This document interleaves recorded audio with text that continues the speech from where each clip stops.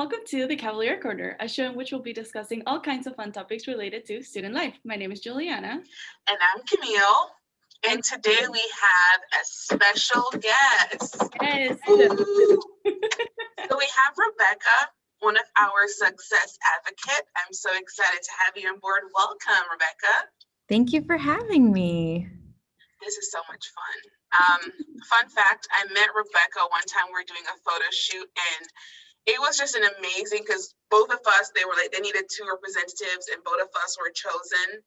And we were there, and it was like we knew each other for a long time because of how that conversation went so well. So, kindred hearts. Yes, I remember that. That was a lot of fun. All right, I do. So this is one thing that came to my mind while we were conversing about, having guests on, where I wanted to ask a question before we get all deep, and, we just wanted to get to know you.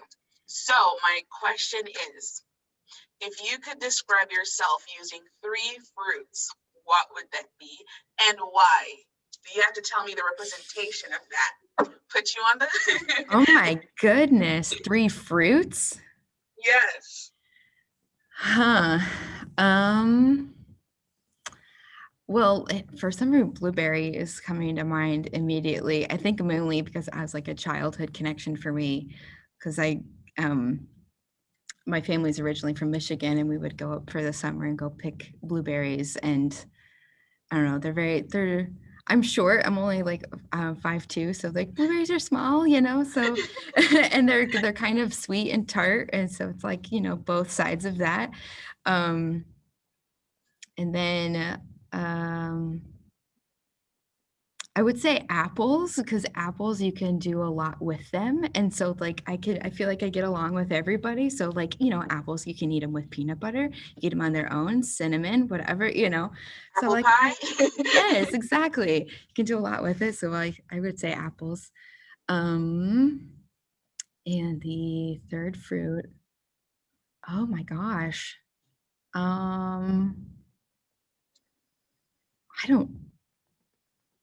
I guess I'm just going to say kiwi. I don't know why.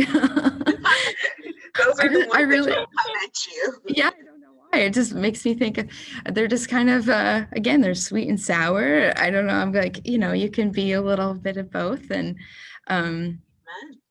yeah, and I think of the prickly outside, like I'm definitely a very warm and like outgoing person, but as I've gotten older, maybe I've gotten a little bit more prickly. I don't know.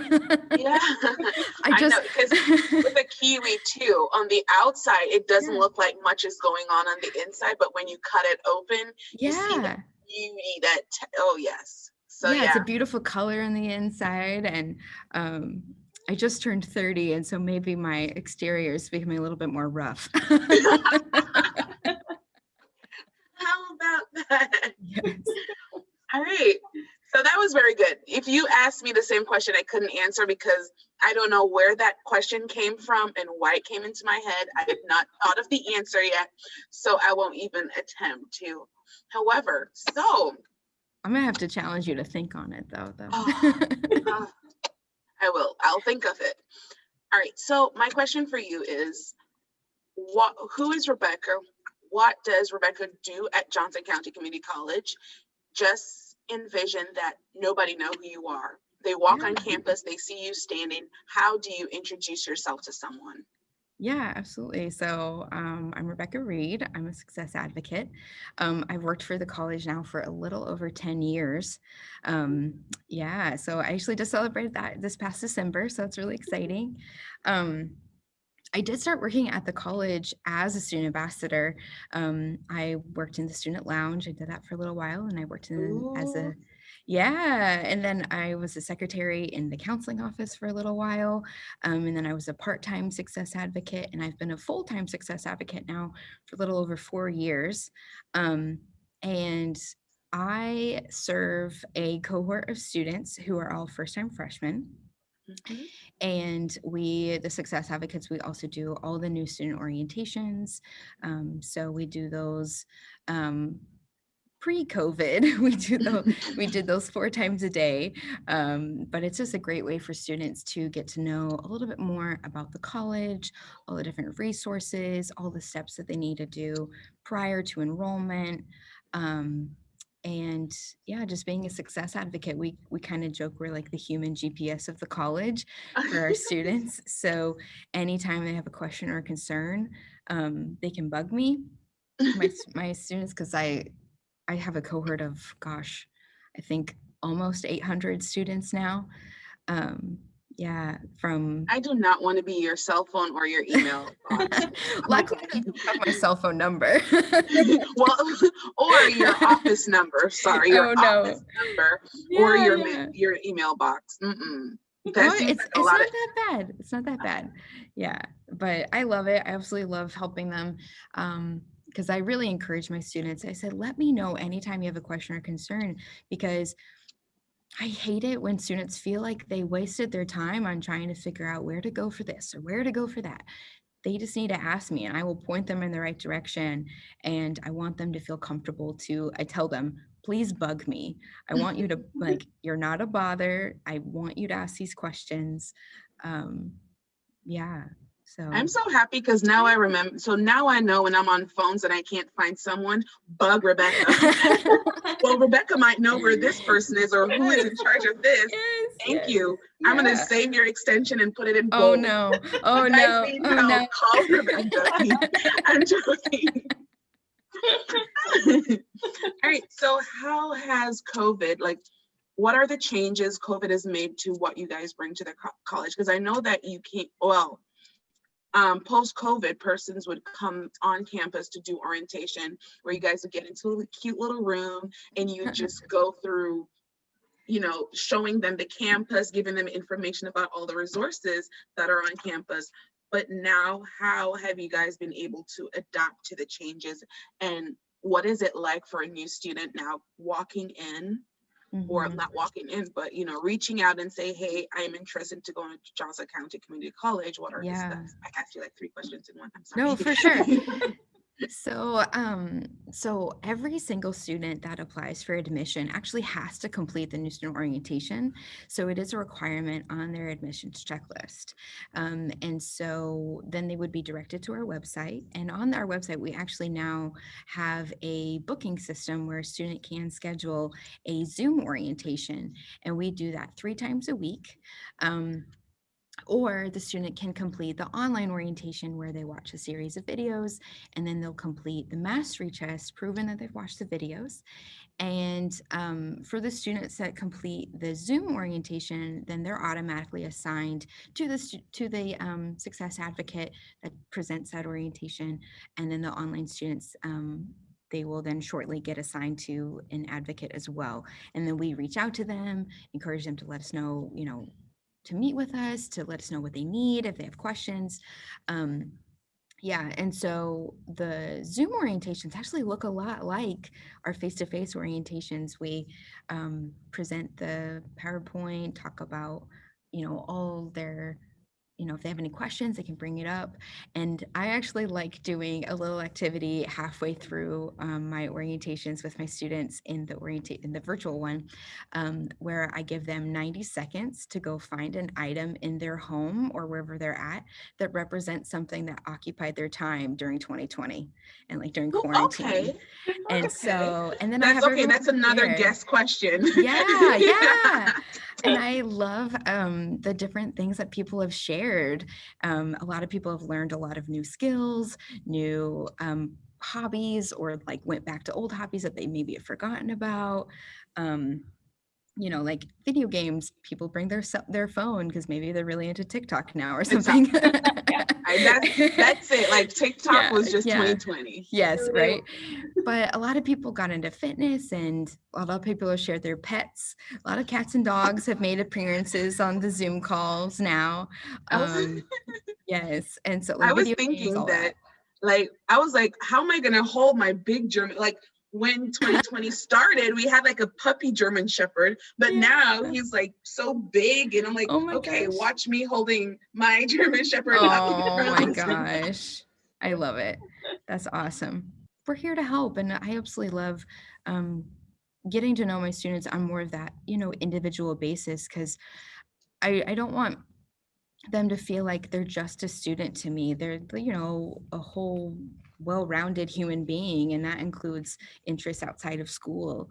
So yeah. Awesome. Mhm. Awesome. That is beautiful. Post-COVID, do you think that this Zoom interaction could be something that you guys really keep as well as to be offered to the face-to-face? Because for me, I like it, the idea. I'm an international student, and the Mhm. first time I did my orientation, I did it through watching the video because I was back home, and I did Right. it through watching the videos and then answering the questions. Mhm. So for me, I will, this is my suggestion. Of course, I always have suggestions. Was just to keep that, was just to keep that even post-COVID for the upcoming students, for them to have someone to interact with, as well as, because not everybody is into this interactive mode. Some people prefer to just watching the videos and figuring stuff on their own, but Mhm. I'm sure there's a lot of other people like myself Yeah. pointing at me who would like that interaction, just having someone, hey, hop on a Zoom call. I Yeah. remember in my days it was, is it Uvu and Skype? But now it's Zoom. So, just Yeah. an app on a Zoom. So that's something I do think you guys can consider keeping as an option, I where they hope can choose so. between those three: face to face, watching the video by Yeah. yourself, or just having Mhm. someone Zoom through. Yeah, and the community of students that is formed over that Zoom call is so cute. Like, I've even had students exchange their usernames on Steam, and then they're going to play video games together later.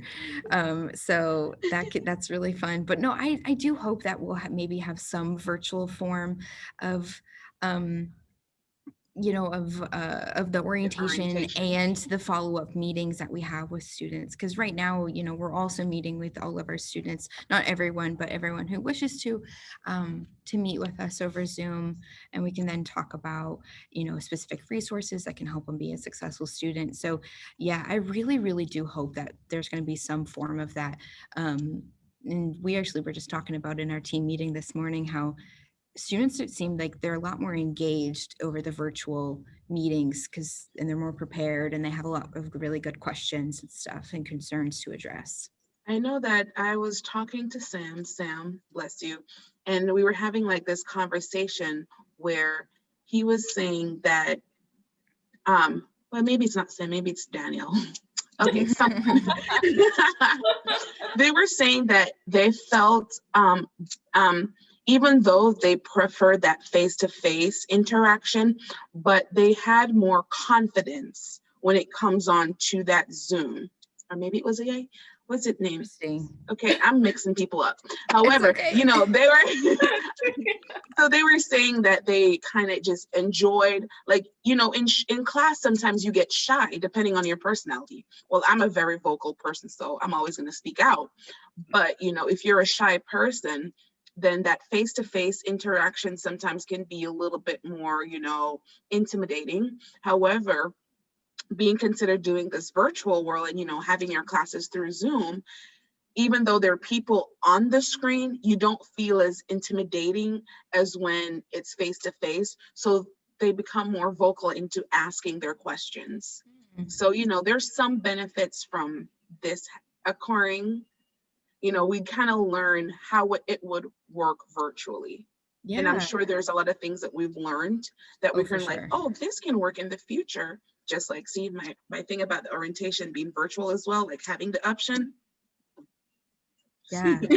No, absolutely. Which I think that's really interesting that you say that, because sometimes you would think that maybe the virtual space would encourage people to become more anonymous and kind of be more quiet, with the ability to mute yourself or to turn off your camera, So I think as we've gotten further into this, quote unquote COVID world, we've gotten more comfortable in Yes. virtual space, where I think in the beginning it was definitely very awkward, But look at us now. The three of us were talking over Zoom. It seems totally normal. It's like, feels like we're sitting at a table together, right?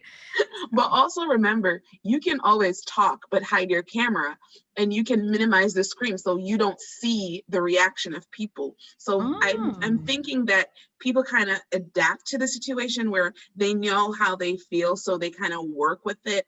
Because if I don't want you guys staring at me, I'll like, let me just hide, exit out and put like minimize and whatever. So I can't see you guys looking at me. So I have more confidence in speaking to what I want to say. And that can work for especially public speaking. Love my public speaking class. Yeah.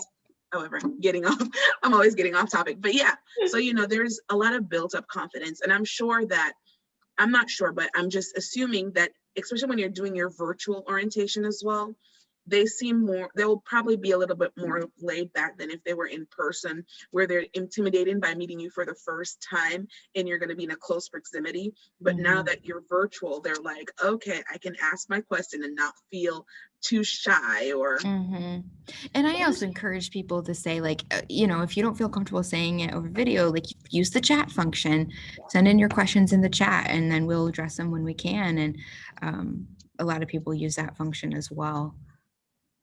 So, yeah, I think I definitely would Zoom experience both sides of like, I'm nervous and I don't want anyone to look at me because it feels like all the screens are turning to look at you all the time. But then on the other side of that is like, I'm comfy in my pajamas and, and so that just makes me more relaxed overall. And it's just like when you're in a familiar environment, asking questions and being more vocal in class or like orientation or any other Zoom meeting, it's just a lot easier in a way. Yeah, definitely. It's funny how we're two different personalities here. Okay. Which makes you guys great co-hosts, then it's both sides.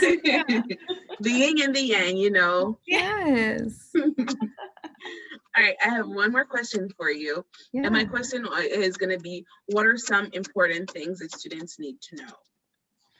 Oh gosh. Check your stu mail. Please check your stu mail on a regular basis. And that's not just once a week, that's multiple times a week. Because, that stu mail is the main point of contact between anyone at the college and the student. And they get disconnected to their phone and it's, it's great. Yeah, because so much helpful information comes through there. So check the stu mail, ask questions, and that it's okay to be unsure of what to major in.